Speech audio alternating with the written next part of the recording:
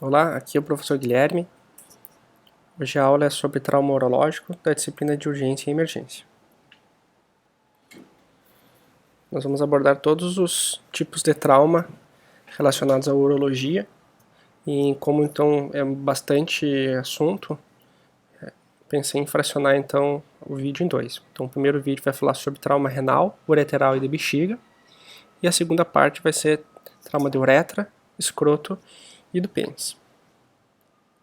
Eu vou disponibilizar para vocês também o PDF dessa aula, então não se assustem que tem bastante texto, eu vou só comentar os mais importantes e explicar, mas aí vocês podem estudar pelo material que está, né, no PDF, que tem bastante texto para ler, e eles vêm todos então do livro Campbell de Urologia, que tem capítulos bem extensos, né, eu tirei os destaques assim, de cada sessão.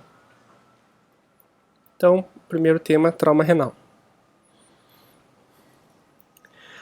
Bom, os traumas de rim, eles normalmente ocorrem, né, pelo mecanismo de lesão por desaceleração e ocorrendo então uma laceração nos pontos de fixação do rim no reto peritônio. E esses pontos de fixação são então o hilo renal e a junção ureteropélvica. Então, normalmente quando tem desaceleração, ocorre esse tipo de lesão. Então, trauma contuso, ele tem que estar relacionado a esse mecanismo com alta velocidade e desaceleração. Então, mais comum é que ocorra em acidentes de carro, né, ou quedas de grandes alturas. E o que o livro nos traz também é que a presença associada de fratura de costela, isso está associado com lesões de maior gravidade, né, nos graus de lesão do trauma. Os traumas penetrantes, eles estão relacionados então às agressões. O mais comum então é o ferimento por arma de fogo, mas tem uma parcela considerável, né, de arma branca. Mas entre os dois, o trauma contuso ele é o mais frequente. Existe uma seção do capítulo de trauma renal só sobre hematúria, destacando então a importância da identificação de hematúria, tanto macro como microscópica, associado a um trauma compatível, né, com um mecanismo compatível de aceleração e desaceleração. Isso tem que nos deixar bastante preocupado, né, em relação à possibilidade de uma lesão do aparelho urinário. Então, rim, ureter, bexiga, uretra, né, mas então sempre que tiver um trauma com esse mecanismo de desaceleração, a gente tem que pensar no rim. Uma informação, uma afirmação que está no livro, que eventualmente cai em prova de residência, é que a intensidade da hematúria ela não está correlacionada com o grau do trauma renal. Vocês vão ver que tem graus tipo 5, assim, que são lesões severas e que podem, por uma desinserção do rim, né, uma perda de comunicação com o sistema coletor, pode não ter sangramento. Né? Então não quer dizer. O fato de não ter hematúria, né? Então, agora o que está relacionado com a severidade do trauma é a presença de hipotensão e, como eu tinha falado antes, fratura de costela. Bom, essa é a classificação do trauma renal. Ele tem então 5 níveis, né, 5 tipos. Cada nível tem uma lesão por contusão ou laceração, né?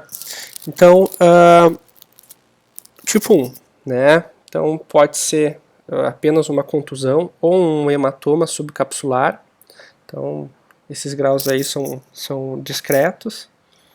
Grau 2 é um hematoma que se contém no reto peritônio, que não está em expansão, mas já não é subcapsular.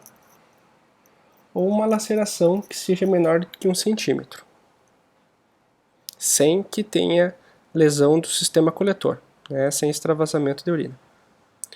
O grau 3, as lacerações são maiores do que 1 centímetro, mas ainda assim sem lesão do sistema coletor. Grau 4, uma laceração que se estende através da cortical e da medula com o sistema coletor, ou uma lesão vascular em que existe uma lesão renal, arterial ou venosa, mas com hemorragia contida, né, sem estar com sangramento ativo. E grau 5, uma laceração que pode ser completa, né, uma lesão completa do rim, né, destruição completa, ou uma avulsão do seu hilo renal, em que ocorre uma desvascularização.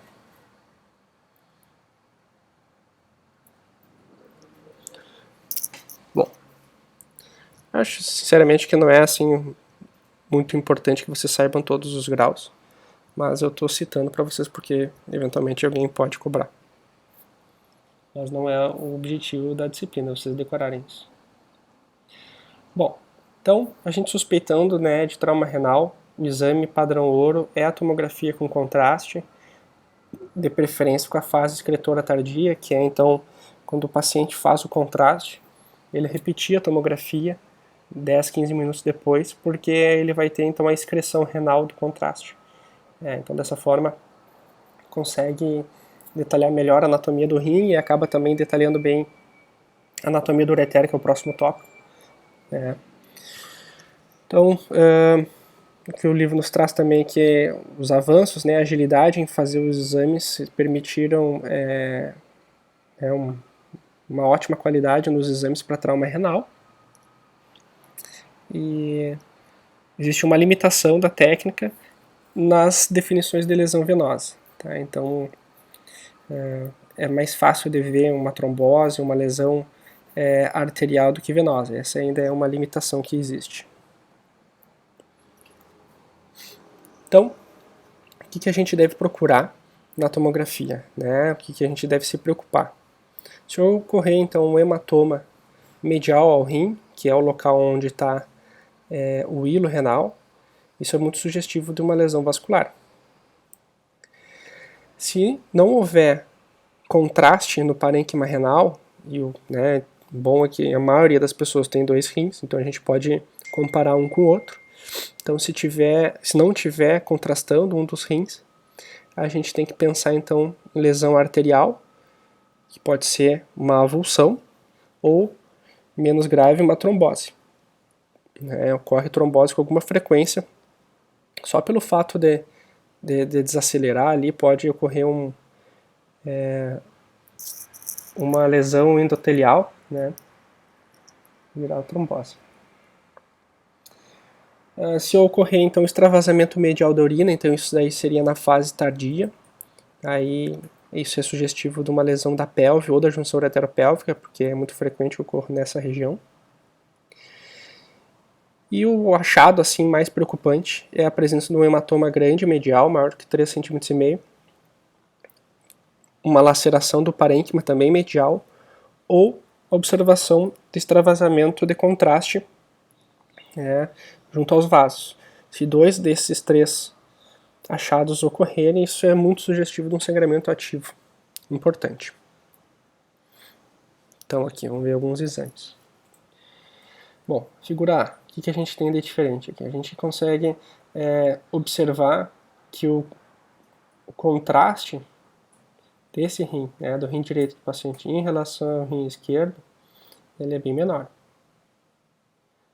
Isso aqui está ocorrendo por causa de uma trombose arterial. Foi feita uma arteriografia, foi tentado resolver de forma endovascular e a angiografia mostra que tem uma interrupção da passagem do contraste em direção ao rim, fazendo o diagnóstico então da trombose arterial. Aqui outro caso, aí no lado esquerdo, existe um hematoma medial, no hilo renal, e é possível ver até a extravasamento de contraste, já tem um risquinho aqui de contraste na região dos vasos, no hilo, um hematoma grande, isso tem 2 achados, e são sugestivos então de um sangramento ativo.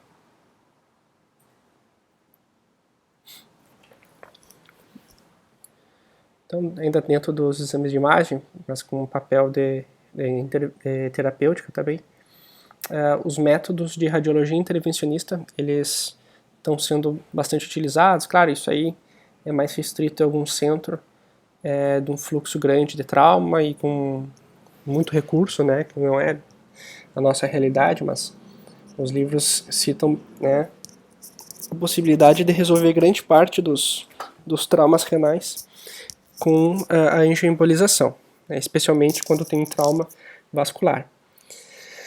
Desde que o paciente tenha estabilidade hemodinâmica, a tentativa é válida, né, isso tem mostrado redução das taxas de nefrectomia por trauma, porque abordar o reto peritônio no meio do sangramento, existe muito hematoma, muito sangue, é difícil preservar o rim. Fazer uma nefrectomia parcial é muito difícil, então tem sido uma alternativa para reduzir a chance de nefrectomia.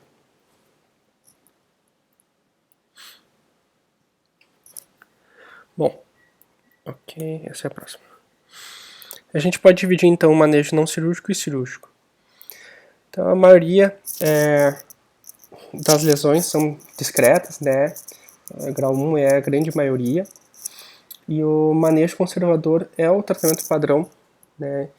Em todos, claro que quanto menor o grau, mais chance de conseguir fazer, né, o manejo não cirúrgico sem ter que converter ele para uma cirurgia.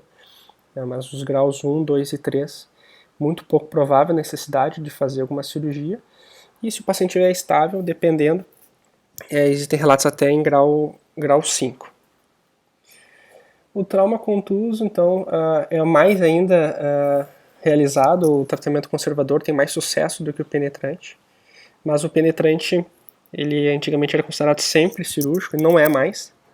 Então agora, como foi comentado sobre os exames de imagem, e da qualidade de fazer uma imagem boa, né, mesmo no trauma, se reduz agora então a necessidade de fazer cirurgia para trauma penetrante. Caso o paciente tenha que fazer uma laparotomia, né, por uma lesão, digamos, do intestino, alguma outra coisa, e nos exames de imagem mostrou já se sabe que o paciente tem um trauma renal, ou na hora a gente identifica que tem um hematoma no reto peritônio, não necessariamente, né, o ideal é a gente evitar abordar. A nossa indicação vai ser então se o paciente estiver com hematoma expansão, pulsátil ou instável hemodinamicamente. Aí ok, mas se o paciente vai para uma laparotomia que ele não está instável, né, e não se identifica que o hematoma está em expansão ou está pulsátil, o melhor é não mexer. Provavelmente se abrir o reto peritônio vai perder, né, a contenção da pressão e esse hematoma ele pode virar então um sangramento ativo e muito alta chance de fazer nefrectomia. Como que é o manejo não cirúrgico então para o trauma renal? É repouso no leito, tá? O paciente vai fazer exames de hematócrito e controle dos sinais vitais, seriado, a gente tem que combinar uma vez ao dia pelo menos. O repouso no leito é o paciente ficar deitado, ele não pode sair, não pode nem ir no banheiro, tá? Enquanto ele tiver hematúria macroscópica, ele vai ficar na cama, mesmo que ele esteja bem inconsciente. Não é necessário fazer tomografia de controle de rotina, tá? Se o paciente estiver assintomático, porque isso é uma coisa que os pacientes pedem muito, né? Os familiares querem fazer exame toda hora. Não adianta, né? Se o paciente vai ficar no hospital, né? Isso é um tratamento hospitalar, monitorizado, e surgir dor, febre, né? O hematócrito cair, ou se o paciente voltar a ter hematúria, se ele estava com uma hematúria menor, piorar a hematúria, aí sim fazer uma tomografia.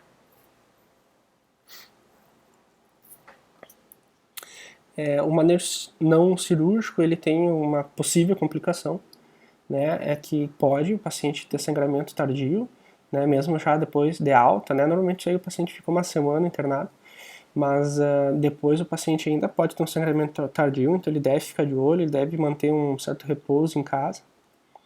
E existem, né, alguns relatos de hipertensão renovascular, principalmente quando tem lesão vascular, né, então o paciente tem que ficar ciente de que é possível que ele desenvolva. Então a grande maioria funciona bem, né? Apenas 10% acabam tendo que ir para cirurgia. Esses pacientes, apesar de ficar às vezes uma semana internado, eles têm menos tempo de internação do que os pacientes cirúrgicos, porque os cirúrgicos muitas vezes vão para a CTI e ficam muito tempo lá, né? Menos necessidade de transfusão, menos tempo de CTI e menor mortalidade. Se questionam, isso é uma coisa que se questiona muito, assim, a questão de se está tendo extravasamento urinário, mas a maioria dos autores indica colocar um duplo J, que é o catéter, né, para diminuir a pressão dentro da pelve renal, né, e melhorar a cicatrização do paciente e diminuir a chance de fazer uma fístula. E em relação à tomografia, para a gente diferenciar extravasamento de urina, de sangue ou abscesso, a gente pode utilizar as densidades para verificar o que está acontecendo. O tratamento cirúrgico ele tem indicações absolutas. Então, se o paciente está com um choque compatível com um choque hemorrágico, né? Então, esse paciente e tem uma lesão renal, é a cirurgia. Se ele tem um hematoma renal pulsátil em expansão durante a laparotomia, também. Se existe uma suspeita de lesão grau 5 vascular, que é a avulsão vascular, esse aí não dá para fazer tratamento conservador. E se existe a avulsão da JUP também, porque mesmo que tu tente colocar o duplo J, a chance é mínima de tu acertar, né? E não dá, esse paciente vai ficar, a urina vai sair toda para o reto peritônio e vai ter que operar esse paciente. Mas não que tu vá para a cirurgia já querendo tirar o rim, mas infelizmente acaba que muitas vezes ocorre isso.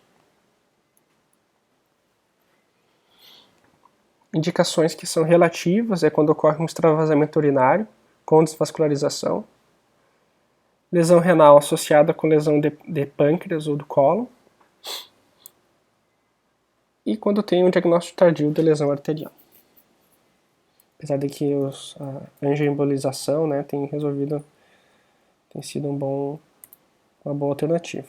Bom, se o paciente vai para a cirurgia, então como é que é a laparotomia? Né? Porque quando a gente faz faz nefrectomia parcial ou radical aberto, ou por vídeo, né? Mas quando faz aberto, que é situação de trauma, né? Que a gente poderia ficar na dúvida.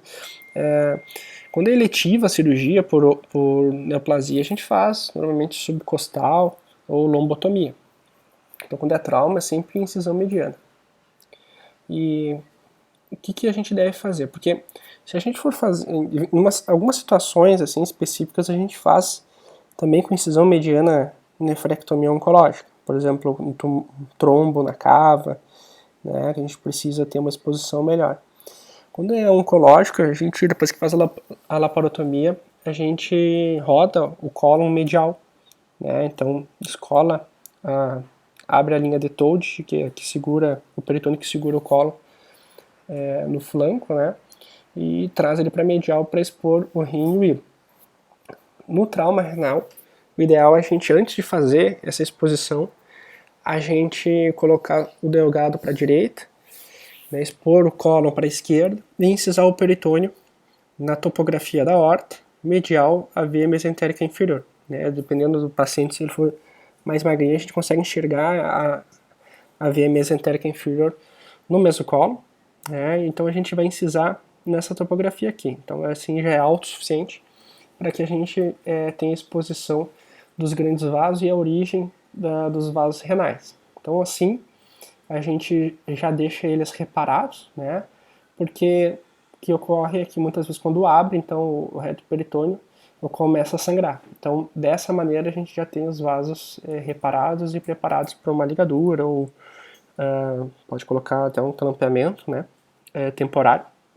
Isso melhora muito a chance de fazer nefrectomia parcial e diminui a chance de nefrectomia radical. Tá? Então é o chamado controle vascular precoce. Tá? Então tem alguns trabalhos que mostram, né, que reduziu de 56% para 18% as taxas de nefrectomia.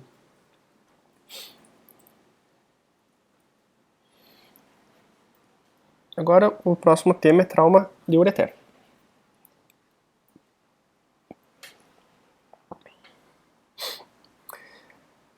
trauma de ureter, pelo fato do ureter ser, ele pode ser longo, mas ele é muito pequeno em termos de diâmetro, ele é bastante móvel, então é raro que ocorra um trauma abdominal externo, né? Normalmente são lesões transoperatórias, assim, então seria a maioria das vezes iatrogênico, né? Quando ocorre por causa externa, normalmente são lesões associadas com outras lesões de outros órgãos, então a mortalidade é muito alta, mas não porque o ureter seja vital, mas o fato de que conseguiu lesar o ureter, provavelmente lesou outras estruturas, né? Então o ureter ele passa muito perto, ele passa por cima, né, do cruzamento dos vasos ilíacos, enfim, então é um dos locais assim mais acometido por trauma externo, então por isso que se pega o ureter, a coisa foi feia.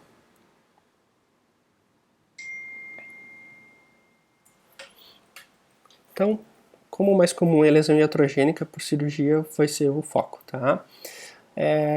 Elas não são raras, né? Tem algumas casuísticas, depende do hospital que trabalha, mas pode chegar a 10% dos procedimentos das lesões iatrogênicas cirúrgicas serem do ureter, né? Então, tem diversas cirurgias que estão associadas com lesão de ureter, né? Então, a mais comum delas é a histerectomia. Então, dentre as lesões de ureter iatrogênicas, mais da metade delas são por histerectomia, tá? Depois seguido por cirurgia do colo e do reto, e aí outras cirurgias de pelve, né? A cirurgia vascular abdominal também, cirurgia de aorta e de ilíaco também.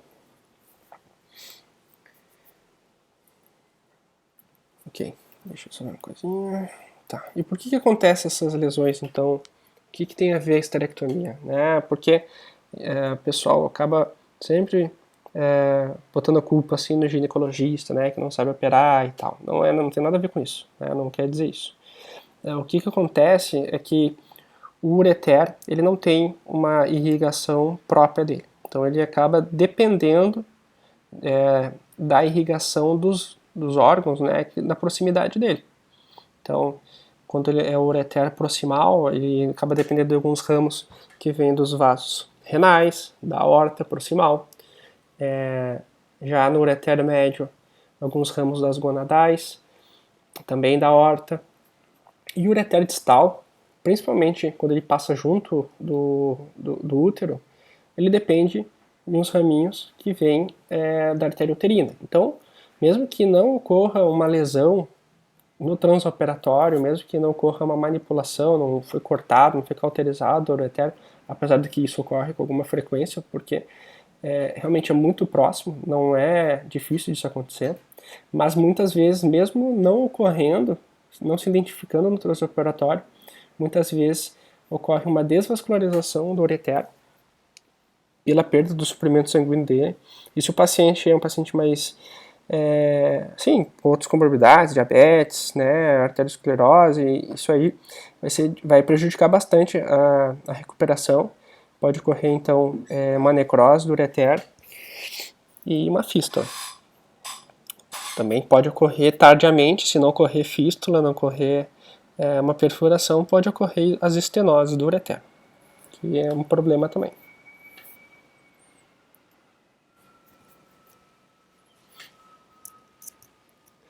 Bom, no diagnóstico do trauma de ureter, considerando o trauma externo, é difícil, a não ser que se faça uma tomografia com contraste tardio. É muito difícil. Normalmente, então, quando ocorre isso, se não foi feita uma tomografia com contraste, vão ser achados tardios, pacientes que fazem, então, urinoma, que infecta, né? Então, na vigência do trauma, assim, agudamente, é muito difícil de fazer o diagnóstico que não seja com tomografia contrastada. Os achados, então, vão ser extravasamento medial de contraste, ausência de opacificação do ureter distal ou um extravasamento ao redor do rim, ao redor do ureter.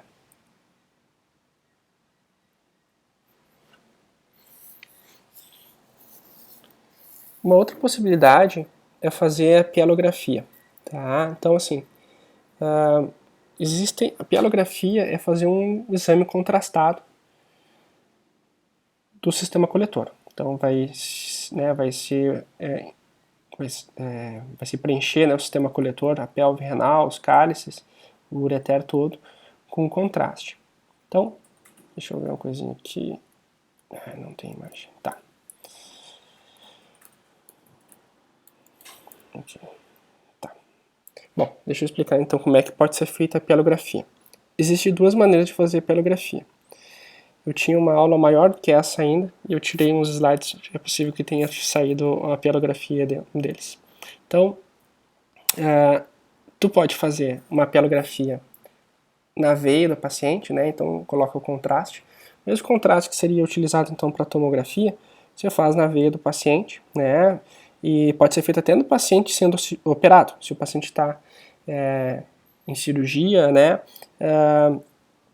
E tá na dúvida, tem um hematoma no reto peritônio, tu fica na dúvida se tu vai abordar ou não deu tempo de fazer uma tomografia com contraste antes, o paciente estava instável, pode fazer isso, né? Claro, teria que ser uma sala cirúrgica que tenha disponível a fluoroscopia, né? Que é um raio-x transoperatório, então é possível fazer, né? Tu faz a medicação, espera uns 10, 15 minutos e faz o raio-x. Se tiver extravasamento do contraste, né, tá tendo então, teve alguma lesão no sistema coletor, pode ser na topografia do ureter.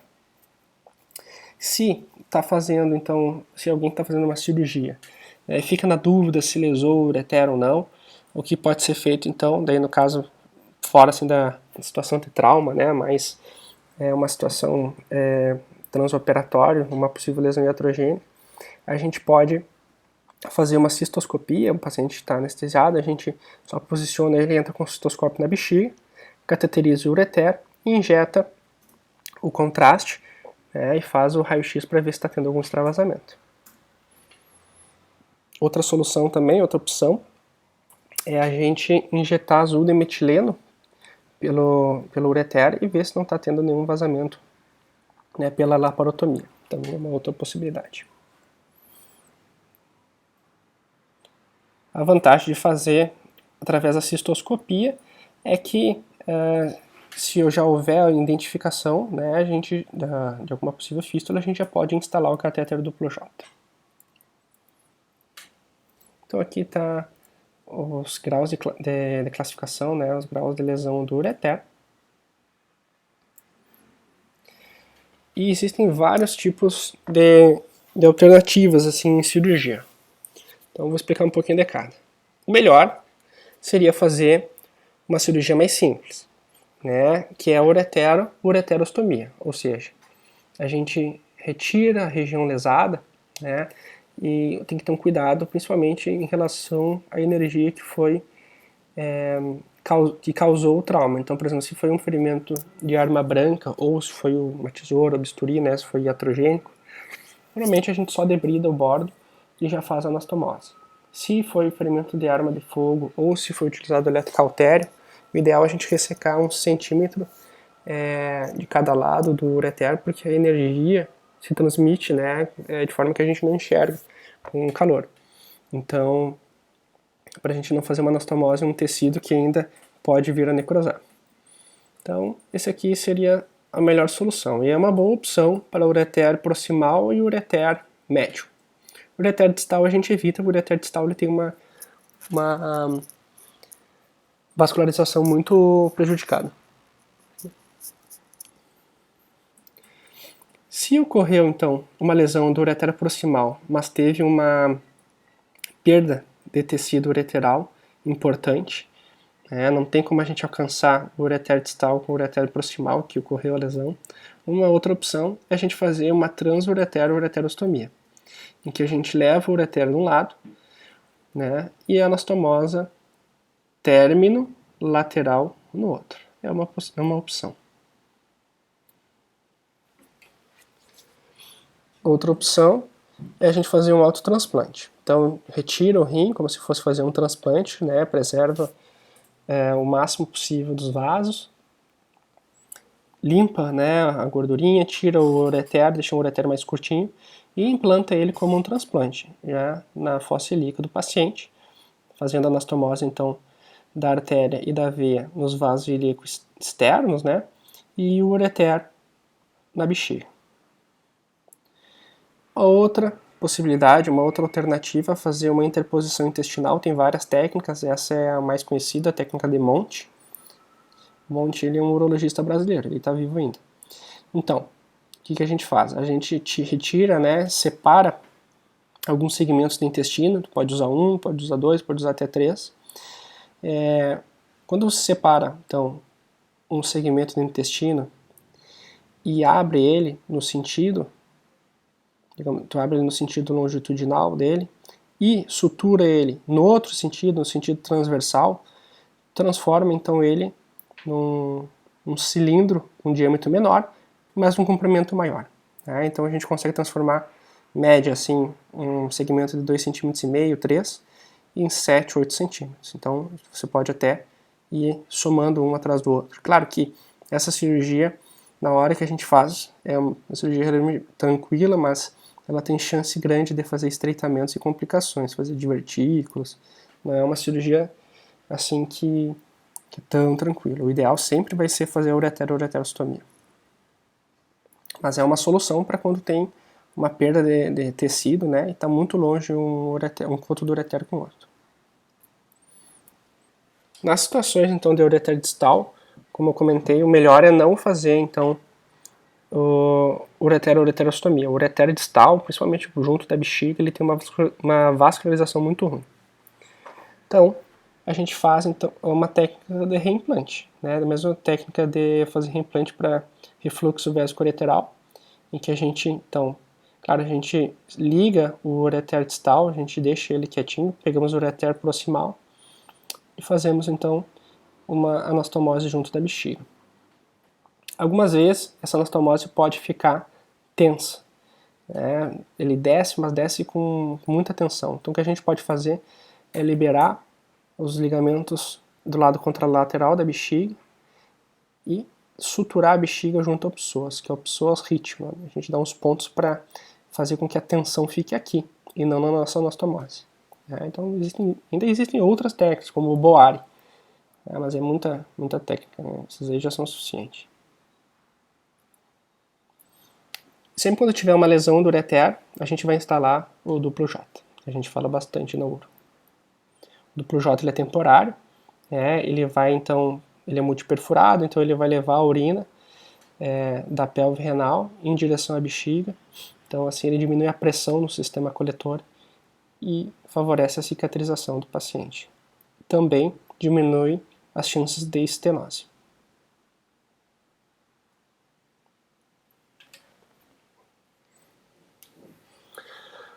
Quando as lesões iatrogênicas são por ligadura, né, se a gente fazer a inspeção do ureter e estiver viável, não tiver lesão, não tiver sinais de isquemia, a gente pode só desfazer a ligadura. Se não, a gente resseca aquele segmento se ele fica muito macerado, se a ligadura for com muita força.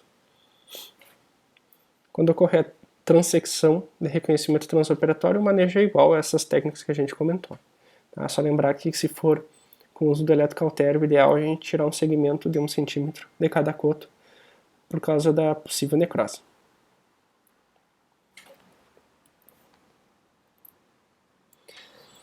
Existem alguns catéteres ureterais com luz, com LED que piscam, né? Claro, isso ainda é muito novo, né? Mas dependendo da cirurgia, por exemplo, a esterectomia, né, que foi comentada que é a mais frequentemente associada com lesão do ureter, existem alguns cirurgiões que instalam e ele fica piscando ali, ele sai para fora da uretra, ele é conectado numa máquina, então depois que acaba o procedimento pode apenas puxar. É uma maneira, né, de evitar manipular o ureter.